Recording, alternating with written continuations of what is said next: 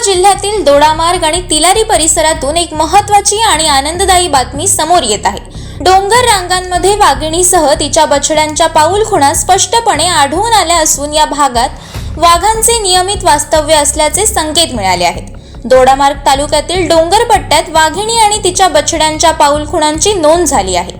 बछड्यांची उपस्थिती ही त्या परिसरात नैसर्गिक प्रजनन सुरू असल्याचे दर्शवणारी अत्यंत महत्त्वाची बाब मानली जात आहे।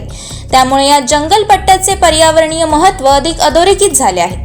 दर 4 वर्षांनी होणाऱ्या अखिल भारतीय व्याघ्र गणनेच्या पहिल्या टप्प्यातील सर्वेक्षणादरम्यान सिंधुदुर्ग जिल्ह्यात वाघांच्या अस्तित्वाचे ठोस पुरावे समोर आले आहेत। यावेळी पाऊलखुणा, विष्ठा आणि कॅमेरा ट्रॅपमधील नोंदीमुळे वाघांच्या अधिवासाबाबत अधिकृत खात्री पटली आहे। सावंतवाडी आणि दोडामार्ग तालुक्यातील जंगल पट्ट्यात बसवण्यात आलेल्या कॅमेरा ट्रॅपमध्ये वाघांच्या हालचाली स्पष्टपणे टिपल्या गेल्या आहेत। विशेष म्हणजे तिलारी परिसरात प्रथमच वाघिणीसह तिच्या बछड्यांच्या पाऊलखुणांची नोंद झाली आहे।